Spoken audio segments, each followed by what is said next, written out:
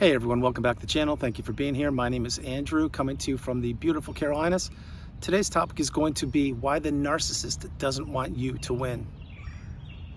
Think about that for a minute. Everyone, if you like the content, please like, subscribe, and share. So it's a fact, the narcissist doesn't want you to win. They don't want you to ever be better than them in anything. And that goes from raising children, to the car you drive, to your occupation, to the friends you have, to the clothes you wear, etc. Everything to the narcissist is a competition. And keep it in mind, they are always sizing you up and looking to diminish you and looking to take away from you and your bright shining light. This is when you were in the devaluation stage, when you didn't know what was going on. What happened there is you realize slowly that you're not in that euphoric stage any longer. You're not being treated like the flavor of the month or the new shiny thing. You're now being devalued. And you realize that, wait a minute, am I in a competition here? Yeah, you were. And the narcissist did not want you to A, figure it out, but B, they didn't want you to win. In other words, they didn't want you to succeed. Think about it. Think about when you were in the body of the relationship, the narcissistic fog or the devaluation stage. That usually is the length, the longest length of the relationship. When you were there, did you try and strike up new friendships? Of course you did. Did they survive? Probably not. Why? Because the narcissist most likely was trying to figure out who these people were, glom onto them, spread some smear campaign, and boom, you never talk to those people again. That's just one example. Another example is, let's say, business. Let's say that you were thriving in business, you had a successful business, or you were working for a company, getting promoted left, right, and center.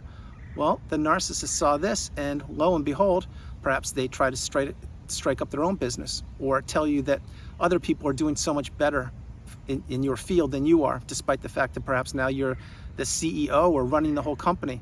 They're not going to pump you up. What they're going to do is they're going to try to take away from you. And while they're taking away from you, they're going to ask you to continue to work harder for them. Keep in mind, every narcissistic relationship is transactionary. That's exactly what it is. It's a transaction. And the narcissist has one job, which is to receive. And you had one job, which was to give. You just didn't know it. That's why so many times post-narcissistic relationship, people look back on the relationship, on the healing path, and they say to themselves, what was with that? Like, that was some of the strangest behavior I've ever experienced. And it's almost as if they were against me. They were 100% against you, and many others were also, i.e. flying monkeys or immediate family members or alleged friends. Now, this is not a doom and gloom video, it's reality.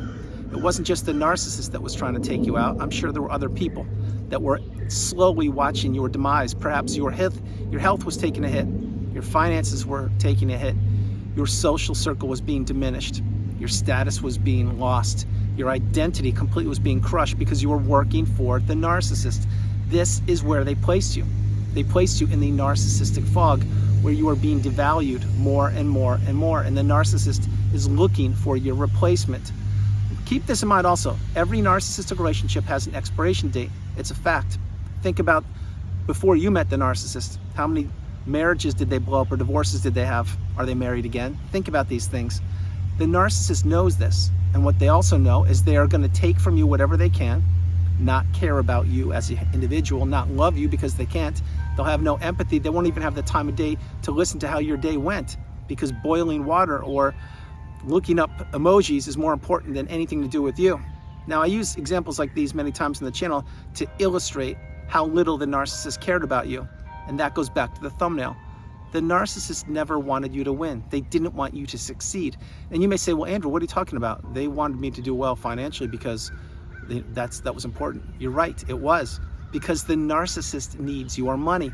And the only thing they love more than their own money is your money. That's true. Another thing is, if you were successful in the job, and then I'll move on, is, yeah, they got supply from that.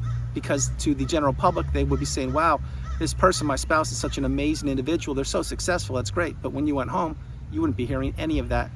You would be hearing why people at the party or the barbecue or whatever didn't think that highly of you, and that you were lucky to be with the narcissist, and that so many other people want to be with the narcissist, etc. You were being completely triangulated. You were being gaslit. You were being abused. Think about it.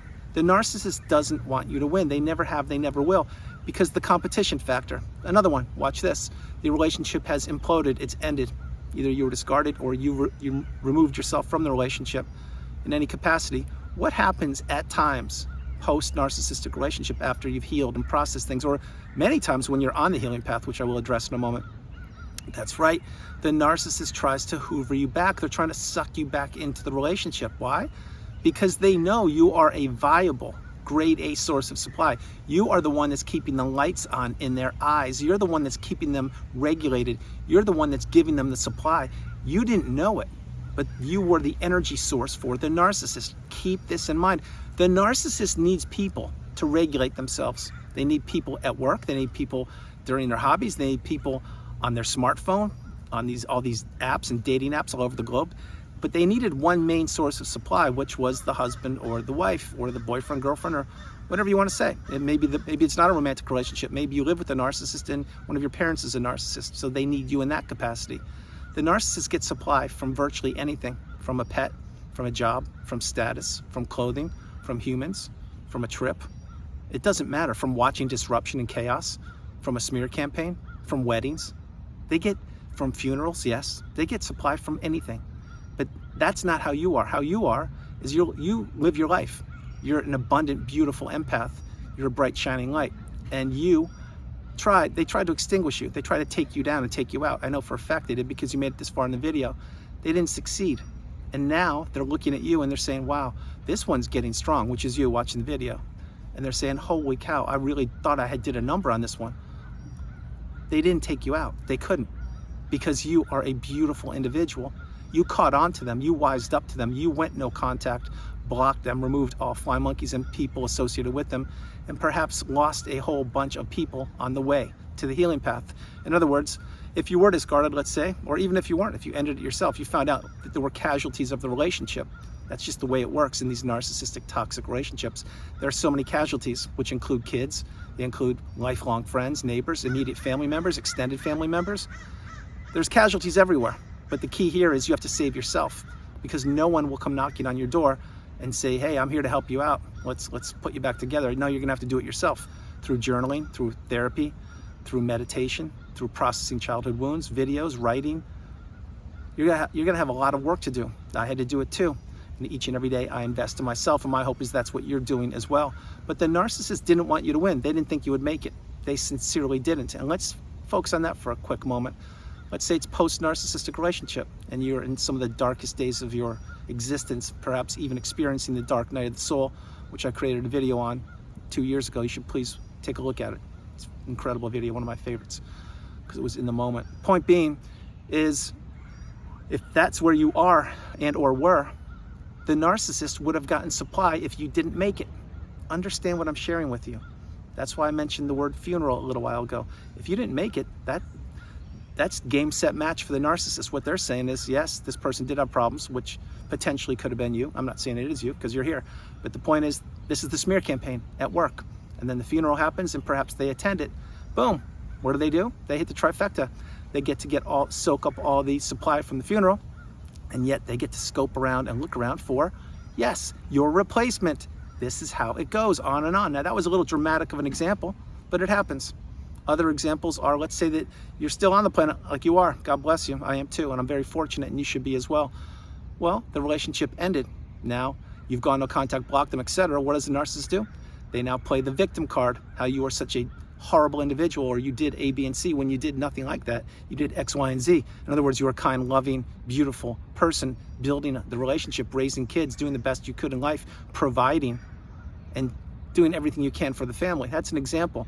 But what would they do? They'll paint you black, saying that you weren't good. And then what does that do? That allows the door to fly open for another unsuspecting individual who's going to buy the false narrative of the narcissist, believe in the mask, and the next thing you know, boom, another wedding happens, which is what?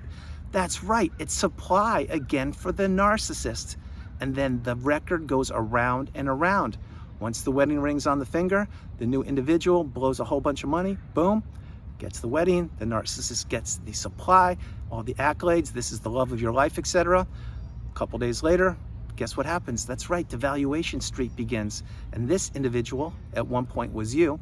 They are now working as hard as they can for the narcissist, while the narcissist is extracting resources from them and looking for their replacement. It just goes around and around and around and around. That is why you must remove yourself from these relationships. That's why you must win. Now keep in mind, life is a journey to be experienced by you, to be fulfilled, to be enjoyed, to be relished, to be cherished, to be honored. You're privileged to be on the planet. You're privileged to be here this exact moment in time, right here, right now with me, because we're here. Many people aren't here.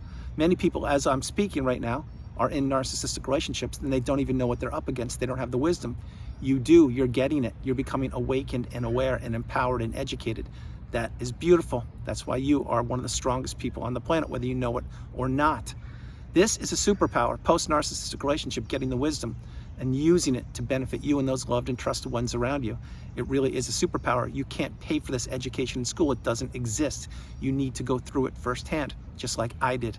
And when you go through it and you come through the fire and rise through the ashes like a phoenix, you are now galvanized. You are now the strongest person known to humankind because of what you've experienced. Many people don't get to where we are. Many people don't survive it.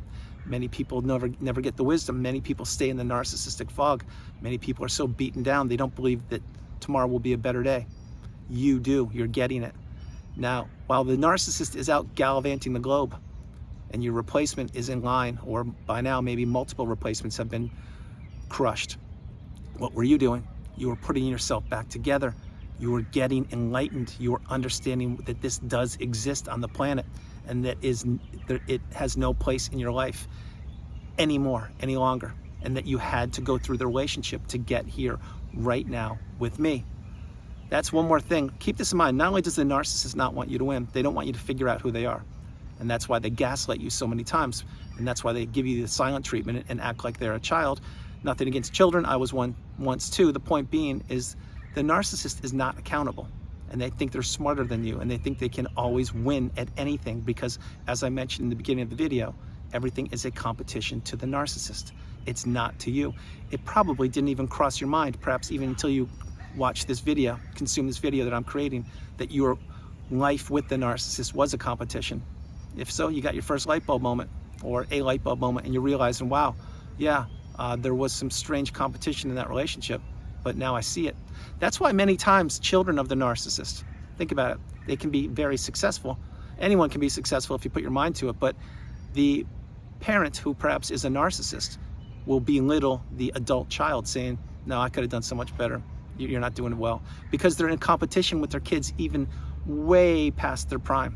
In other words, remember, the aging narcissist is not a pretty sight to see, but they too need supply. They need it more than ever, because as their looks are fading and their social circle is crumbling and their children figure out who they are, they have little or fewer and fewer resources to extract from. Think about it. Understand the message. So why the narcissist doesn't want you to win? They've never wanted you to win. The narcissist is a self-serving individual, someone who cares about themselves exclusively. They don't care about other individuals. They don't look at people as beautiful human beings. They look at people as opportunities who they can crush and take from. And that's a fact. The narcissist, by the way, they know exactly what they're doing. They know every word that comes out of their mouth. They know what lies to spread and when to pull back. They know who they can get to and who they can't. Think about it. When you met the narcissist, they did their reconnaissance on you, didn't they? They did a lot of question asking. They did a lot of listening. They did a lot of testing you, by the way, too, to see how much you would tolerate before you really got involved in the relationship. Yes, they did. They tested you on multiple levels. Perhaps they said some off-topic comments and saw how you would react. Would you turn a blind eye and kind of chuckle? Or would you stand up for yourself and say, hey, that's really not politically correct. I wouldn't be saying that. Depends. But they were testing you. And once they figured out that you passed the test and that the other sources of supply that they were grooming along with you and testing, once they figured out that you were the winner, boom, there you go. You are now the grade A source of supply. You're now the main source of supply. Keep in mind, the narcissist has multiple sources of supply. So I'm by no means insinuating you were the only source and or ever were. You're not. You weren't. They had sources of supply behind your back long before they met you. They were recycling. And right now, as I'm creating this video, they have other sources of supply wherever they are on the planet. New people. That's what the narcissist does. They have people from the past, from the present, and from the future.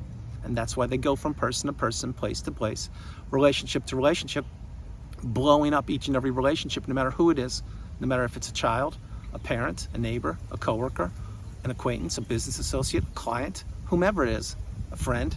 They don't care. because they're not accountable. And I will say this before I close the video. Many friends of the narcissist, and friends that perhaps are or are not fly monkeys, they think that they know the narcissist so well, don't they? Truth of the matter is they don't, do they? No, they don't. Why? Because first of all, you know exactly who the narcissist is. Second of all, the people that I just mentioned, whoever these friends are, whoever you're thinking about, they didn't get to spend much quality time with the narcissist, did they? No. What they did is they spent little buckets of time here and there, but yet they think they know so much about the narcissist. What those people don't know is that they are completely in the fog. They don't know what's going on, and that they too will be a target one day if they don't stay in line and or remove themselves from the relationship.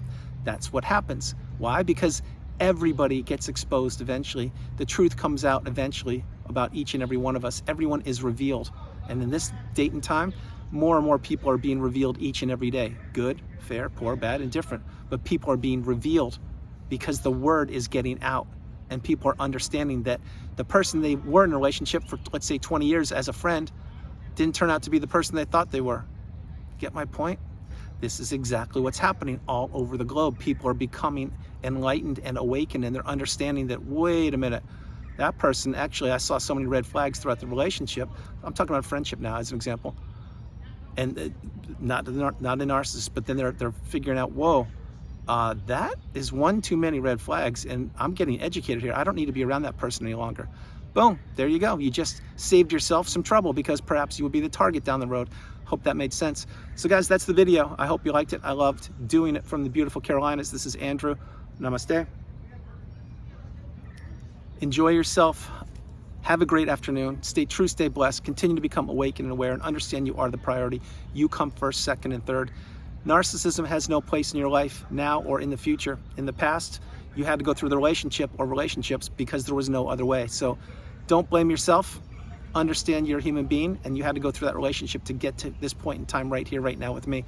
No matter where you are on the planet, you are not alone. Remember that. You are not alone. God bless you. I love you, and I'll talk to you tomorrow. All right. Bye, you guys.